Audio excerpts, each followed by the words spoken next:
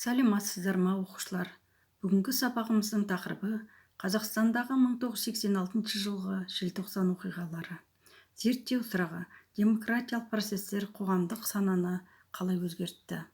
Сабақтың оқу мақсаты 1986 жылғы желтоқсан оқиғасының тарихи маңыздылығына баға беру, әміршіл әкімшілік саясатқа қарсы халық наразылықтарын салыстырып талдау.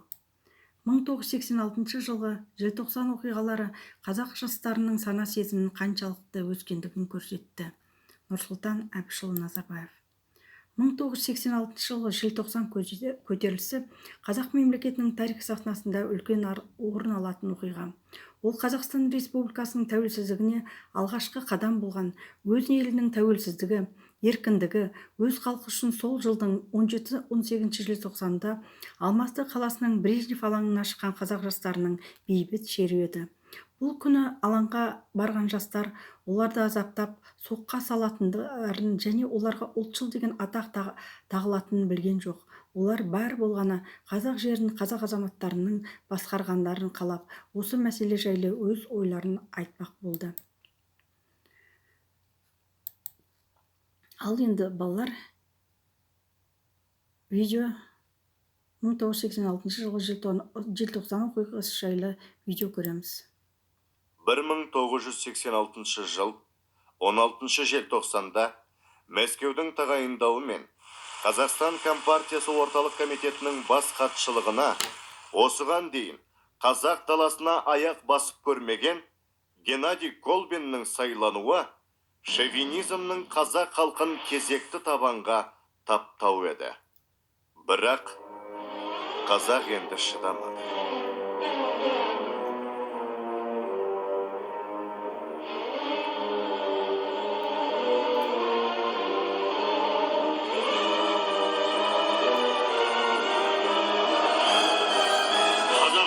Басшылығына бұрын-соңды қазақ жеріне аяқ басып көрмеген, жергілікті ұлттың тыныс тіршілігінен мүлдем бейхабар өзге ұлт өкілі сайланғаны қалай? Өз елін басқаруға жергілікті ұлт баласынан бірде-бір адамның лайық табылмағаны ма? Не үшін?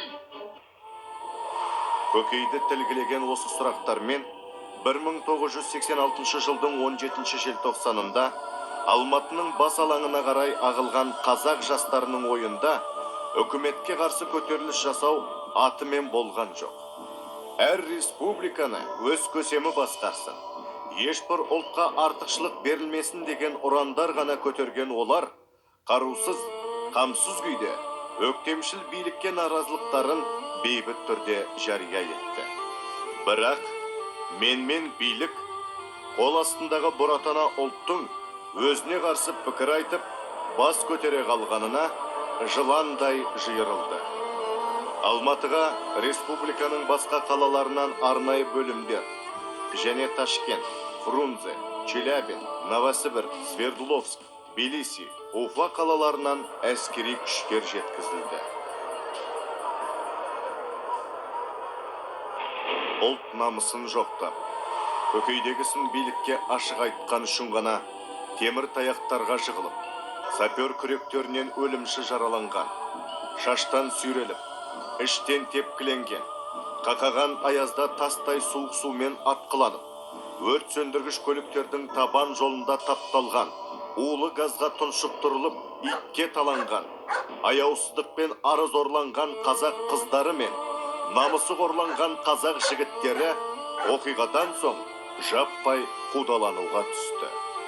Бүкіл одақтық орталық теледидар 18-19 желтоқсанда қазақ жастарын ұлтшыл, бұзақы, маскүнем, нашақор деп айыптап, газет басылымдары да осын айтып, өдере шулап жатты. Желтоқсан қозғалысына орай жалпы 8500-дей адам ұсталып, 99-ы түрлі мерзімге сотталды.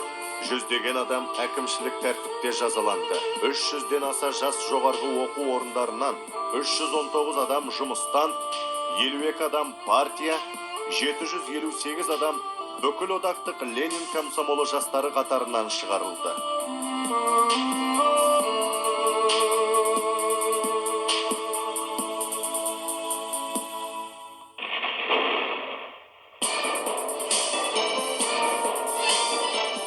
құжаттарына бүлікші таңбасы басылған олар енді бұлай қара жұмыстан басқаға алынбайтын болып, ата-анасы, туған туысымен қоса қуғын сүргінге тап болды.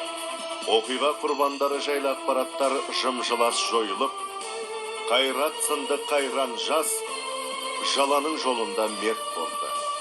Шерушілерді кінәлау мен жазалауда белсенділік танытқандар билік тарапынан жасырын марапат алып жатты. Кеңестер үкіметіне қарсы бұрын соңды құлақ естіп көз көрмеген үлкен көлемдегі бұл демократиялық көтерілістің шындығынан, республиканың нағыз саяси ахуалынан жалпақ әлем бейхабар жатты. Елімізде ол оқиға жайлы айтуға, жазуға тыйым салынды. Қазақстандағы сол қаралы 3 күнге тікелей күнәһар билік басындағылар оқиғаға орай тек жалған мағлұматтар берді. Геннадий Васильевич, были ли жертвы? Не было. Кроме того, что опубликовано, никаких жертв не было. Онысы үшін ешкімнен ықпады, ұялмады. 1985 жылы Кеңестер одағы Компартиясы орталық комитетінің бас хатшылығына сайланған Михаил Горбачев Кеңестер одағында ең жоғарғы орган съезд деген реформа қабылдады. Кез келген мәселені талқылауға толық құқысы бар съезд одақ бойынша 1 жылда 2 рет өтетін болып, съездің негізгі жұмыстарымен съезде сайланған жоғарғы кеңес мүшелері айналысатын болды. Съезге халық депутаттарын сайлау ісі 1989 жылдың наурызында өтті. КСРО халық депутаттарының бірінші съезі 1989 жылдың мамыр айында басталып, дүние жүзіне тікелей арнамен тарап жатты. 1988 жыл ақпанда Таулы Қарабаққа таласқан Әзірбайжан мен Армян халқы арасындағы қақтығыс. Осы жылы бұрқ еткен Вильнюс көтерілісі.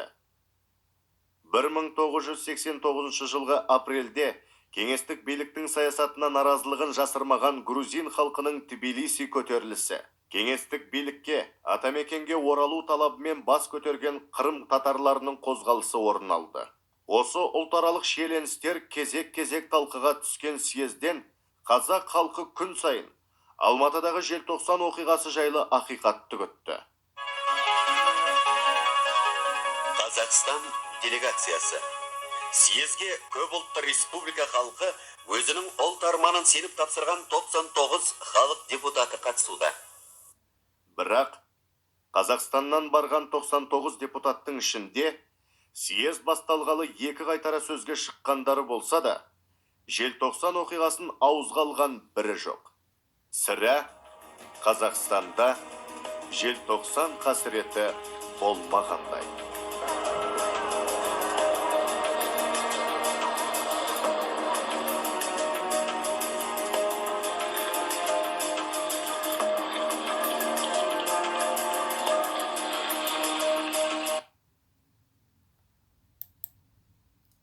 Желтоқсан оқиғалары Қазақстан тарихындағы естен кетпес ауыр да қайғылы беттердің бірі. Бұл оқиғалар Қазақстанда ғана емес, бүкіл кеңес одағына жаңа еніп келе жатқан жас демократия үшін күрестің басы болды. Сондықтан да оның жүгі ауыр, шығыны көп болды. Желтоқсан оқиғалары арқылы Қазақстанның енді ғана қаз тұрып келе жатқан жас демократиясы мол тәжірибе жинақтады, тарихи сабақ алды. Бұл оқиғалар өзінен кейінгі кезеңде республикада жаңа бағыттың, экономикалық реформалардың, әлеуметтік бетбұрыстардың соны қарқынмен өрістеуіне себепші болды. Балалар, сіздерге үйге тапсырма. Тест тапсырмалары, мен сіздерге мына тапсырмаларды саламын. Бірінші сұрақ, 1986 жылғы желтоқсан оқиғасының болу себебі. Екінші сұрақ, Дінмұхамед Қонаевтан кейінгі Қазақстан Компартиясының бірінші хатшысы қызметін атқарушы кім тағайындалғаны. Үшінші сұрақ, Қайрат Рысқұлбековке қандай айып тағылды. Төртінші сұрақ, желтоқсаншыларды жазалау үшін орталық комитет қандай жоспар құрды? 5-ші сұрақ. Желтоқсан оқиғасының тарихи маңызы. 6-ші сұрақ. Желтоқсан оқиғасына қатысқан үшін қанша адам сотталды? Үйге тапсырма. 1.